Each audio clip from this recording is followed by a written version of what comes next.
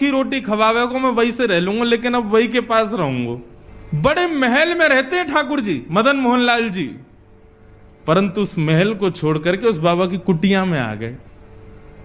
बाबा ले आए, मैया ने कही बाबा आप जैसे रखोगे रहेंगे, आपके पास ही रहेंगे। ठीक है, हम तो एक बार भोग लगाएंगे बस। बोले सब स्वीकार है, आप जैसे दोगे वैसे स्वीकार है, हमारे ठाकुर जी को ले जाओ। बाबा ले आए, घर में लाए तो अब तो मधुकरी तो भोग लगाएंगे नहीं ठाकुर जी के लिए, तो बढ़िया आटा दाल चावल सब आएगा। लेकिन बाबा बोले भाई दाल चावल वगैरह हमसे बनाने आते नहीं, आटा ले आओ, भाई को बढ़िया टिक्कर बनाएंगे, ठाकुर जी को भोग लगाएंगे। मैया के यहाँ गए, मैया थोड़ा सा आटो दे दो। आटो लाए, आटे में यमुना जल मिलायो, मार के बढ़िया एक टिक्कर बना के कंडा पे सेक करके और ठाकुर जी के सामने पत्तल में पधरा दिए। बोले लाल जी 56 भोग खूब पाए, अब ये रूखी रोटी पाओ। बड़ी जिद करके आए हो, बड़े लड़ झगड़ के आए हो, अब रहो ऐसे ही। ठाकुर जी के सामने टिक्कर रख के और बाबा अपने नाम जप में चले गए। नाम जप करते रहे, 2-3 दिन तक ठाकुर जी टिक्कर पाते रहे। चौथे दिन जैसे ही नाम जप में बाबा बैठे तो अंत हृदय में ठाकुर जी प्रकट है गए। जैसे ही ठाकुर जी प्रकट हुए, बाबा बोलो ठाकुर जी प्रणाम, आप सुख से विराज रहे हो, कोई कमी तो नहीं है सेवा में? अरे ना बाबा, मुझ को बड़ा बढ़िया लग रहा है, तुम्हारी कुटिया में खूब आनंद आ रहा है, सब कुछ बढ़िया है, सब आनंद ते है, बस एक निवेदन करना चाहूं आपसे। बाबा बोले आज्ञा करो। बोले बाबा तुम जो टिक्कर बनाए करो ना, रूखे आटे में तुम यमुना जल मिला करके मार के मुंह को खवाए दो, अब वहां में स्वाद तो कछु रहना है, 3-4 दिन ते तो मैं पा रहा हूं, लेकिन अब मुंह को यूं लग रही है कि कल ते नेक वहां में तुम राम रस मिला दे करो, नमक मिलाए दे करो आटे में, तो नेक खावे में नेक स्वाद आ जाएगा। बाकी सब आनंद है, कोई दिक्कत नहीं। बाबा बोलो ठीक है भैया, आपको बढ़िया टिक्कर पवाएंगे, कल से राम रस लगा देंगे। तो मैया के पास गए, मैया आज आटो दियो, आटे के संग में राम रस और दियो। मैया बोली है गए चटपने चालू, चलो आगे आगे देखियो का होएगा।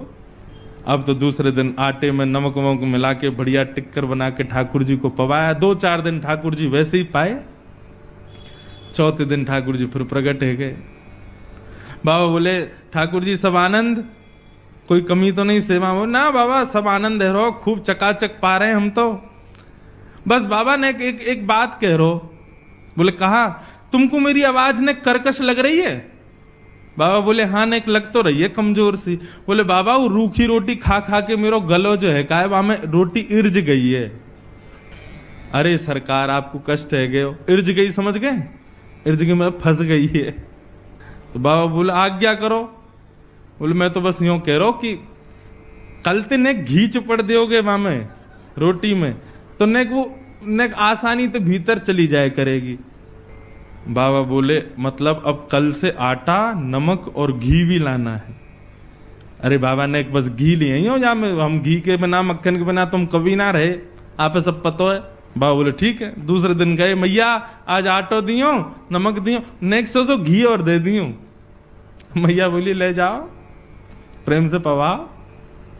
अब महाराज आटे में नमक वमक मिला के बढ़िया टिक्कर बना के घी चुपड़ दिया, ठाकुर जी को भोग लगाया। 4-5 दिन ठाकुर जी ने कोई शिकायत नहीं करी।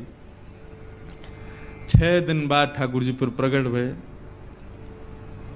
बाबा बोले ठाकुर जी अब तो ना इर्ज रही गरे में? ना बाबा अब तो सब बढ़िया है, रोटी में बढ़िया नमक को भी स्वाद आ जाए, घी भी बढ़िया है, नीचे चली जाए। मैं तो बाबा बस यूं कह रहा हूं कल ते एक आलू और ले आया करो, वह आलू है भूंज के वहां में नमक मिर्च डाल के बाकी चटनी बना करके वह और धर दे करो संग में। बाबा ने उठाए ठाकुर जी और लेके गए मैया के पास। बोले धरो या अपने पास ही। अरे अभी आटो आयो, नमक आयो, घी आयो, ये तो 56 भोग ले आएंगे कल को घर में, कहां भजन करूंगा मैं। जैसे ही मैया की गोद में दिए ठाकुर जी प्रकट है गए और बाबा के गले से लग गए। बोले मैं रहूंगा तुम्हारे पास ही, चाहे जैसे रखो, मैं रहूंगा तुम्हारे संग।